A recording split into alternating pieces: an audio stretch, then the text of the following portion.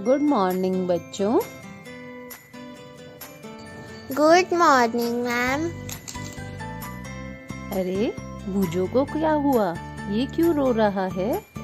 पहेली आप बताओ, इसे क्या हुआ? मैम, जब हम स्कूल आ रहे थे तो इसका पैर केले के छिलके पर आ गया और ये नीचे फिसल कर गिर गया। अरे कोई बात नहीं बेटा। मैम, हम क्यों फिसल जाते हैं? जब हमारा पैर किसी चिकनी सतह पर पड़ जाए तो घर्षण कम होने के कारण हम फिसल जाते हैं। मैम, घर्षण क्या होता है? चलो बच्चों, आज मैं आपको घर्षण के विषय में ही बताऊंगी और ये आपकी पुस्तक में पाठ नंबर 12 है।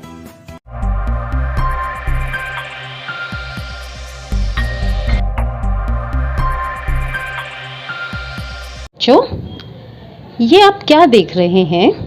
ये है कैरम बोर्ड।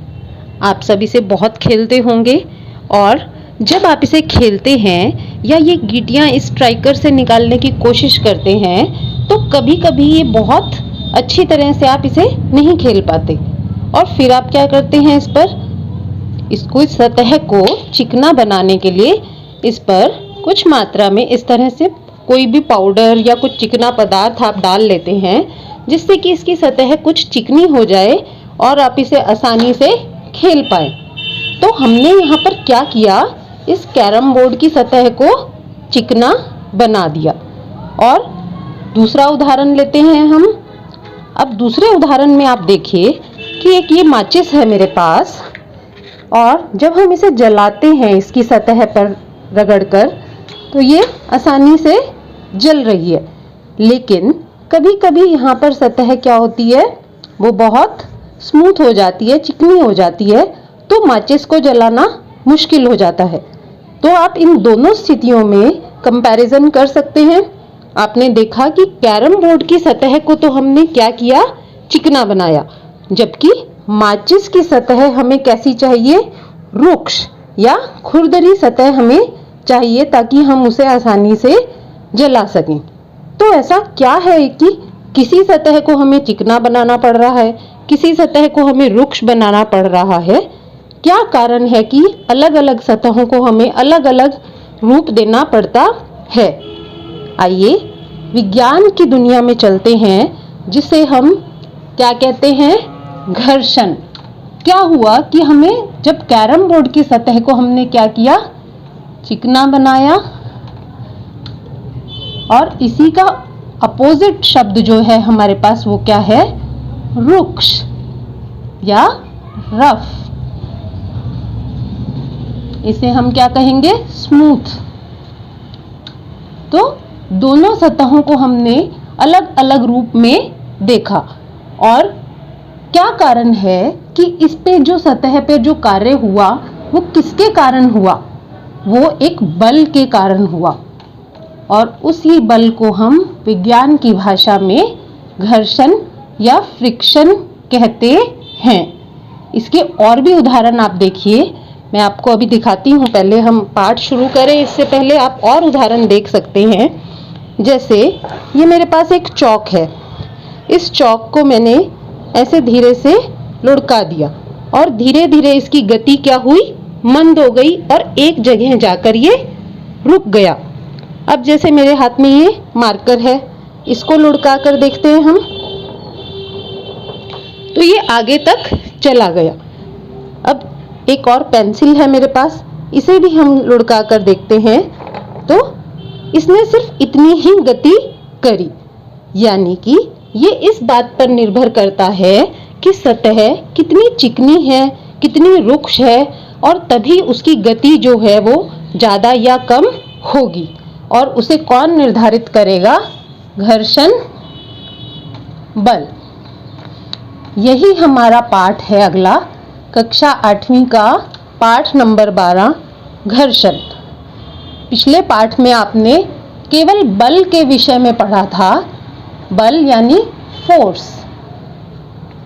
फोर्स जो है वो किस तरह वस्तुओं की गति की दिशा बदल देता है या किस तरह वो वस्तुओं पर कार्य करता है। अब हम पर्टिकुलरली पढ़ेंगे कि घर्षण बल क्या होता है और वो किस प्रकार कार्य करता है। सबसे पहला पॉइंट जो है वो क्या है कि घर्षण बल एक किस प्रकार का बल है। ये एक संपर्क बल है। संपर्क बल का मतलब ये होता है कि जब दो सतहों के बीच में आपस में संपर्क हो। अब जैसे आपने यहाँ देखा कि कैरम बोर्ड और कैरम बोर्ड की ये जो हमारे पास छोटी छोटी गीटियां हैं, इन दोनों का आपस में संपर्क हो रहा है। इसी तरह पेंसिल का इस सतह के साथ संपर्क या फिर माचिस का उसकी तीली के साथ संपर्क, तभी ये बल कार्य करेगा जब दो सतहों का आपस में संपर्क होगा। और दूसरा जो इसमें मुख्य पॉइंट है कि इसे भी आप पहले देखिए यहाँ पर। जैसे यहाँ एक पुस्तक है मेरे पास, इस पुस्तक को अगर मैं थोड़ा सा आगे की ओर बल लगाकर धक्का दिया तो कुछ दूर जाकर ये रुक गई। और इसी तरह अब ये मार्कर है मेरे पास, इस पर मैंने बल लगाया तो ये बहुत आगे तक गया, लेकिन धीरे धीरे इसकी गति कम हो गई।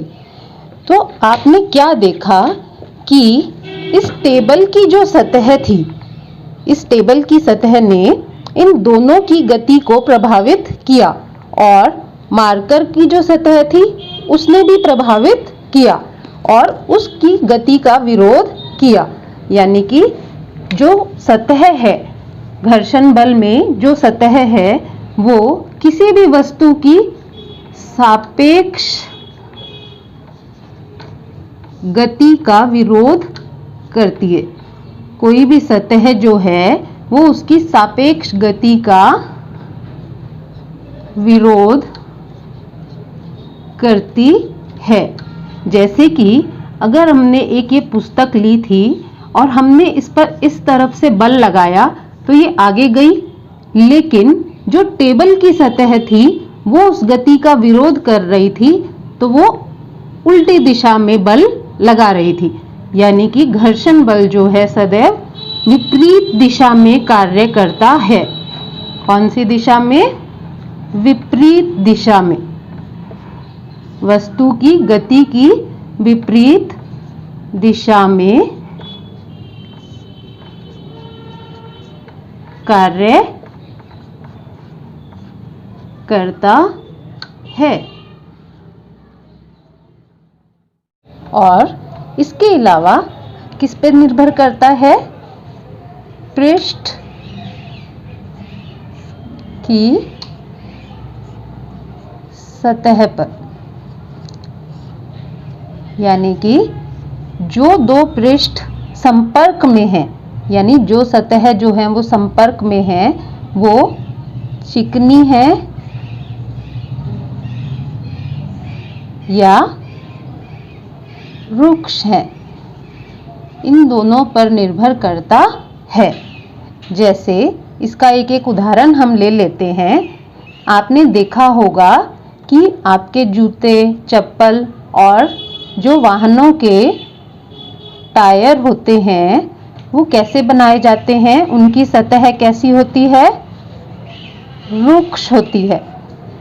यानी कि घर्षण को बढ़ा दिया जाता है। घर्षण को बढ़ा दिया जाता है जिससे कि वो आसानी से किसी भी सतह पर चल सकें। और इसके विपरीत चिकनी सतह का उदाहरण कौन सा हो सकता है? जैसे मशीनों में हम स्नेहक तेल का इस्तेमाल करते हैं।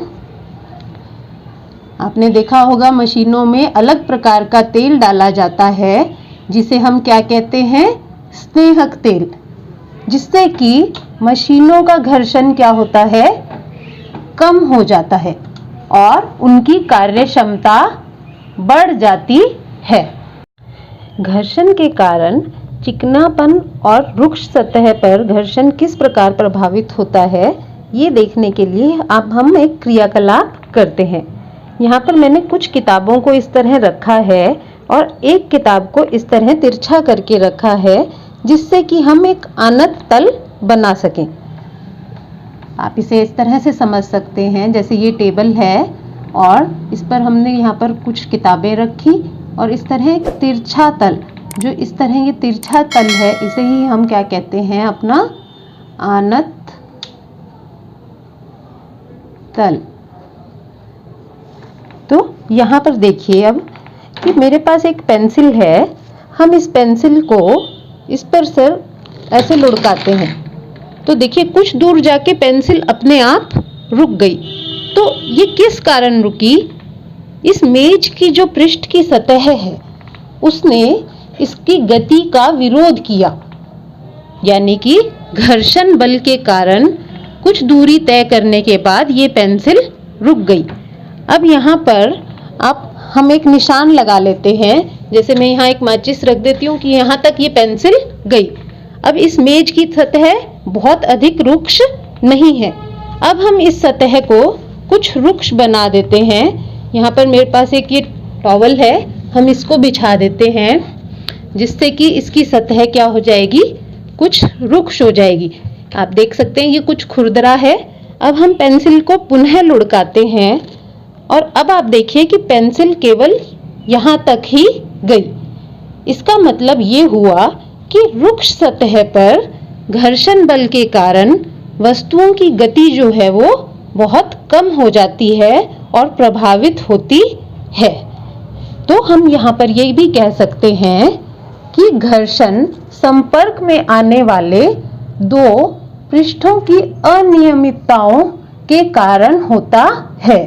अनियमितताओं का मतलब, जैसे आपने इस यहाँ पर देखा इस क्रियाकलाप में कि इस टॉवल में कुछ उभार सा है, तो इसकी सतह कैसी है, रुक्ष, और टेबल की सतह जो है वो इसके कंपैरिजन में चिकनी है। तो इन्हीं अनियमितताओं के कारण घर्षण बल जो है वो अलग अलग होता है।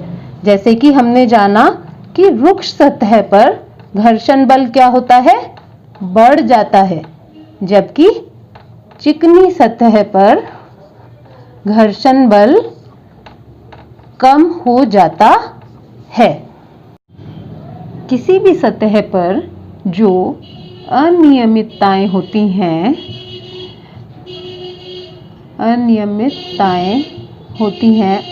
यानी कि कोई सतह तो हमने देखा कि एकदम प्लेन है, चिकनी है। यहाँ पर ये शब्द बहुत बार यूज होता है घर्षण के विषय में। और कई सतह जो हैं वो थोड़ी सी खुरदरी इस तरह से उभरी भी हो सकती हैं।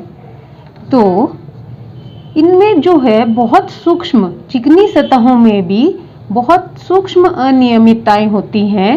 तो जब हम कोई वस्तु इस पर लुढ़काते हैं या उस पर चलाने का प्रयास करते हैं तो हमें एक बल लगाना पड़ता है, और यहाँ भी हमें बल लगाना पड़ेगा, पर इस स्थिति में बल जो है वो अधिक होगा।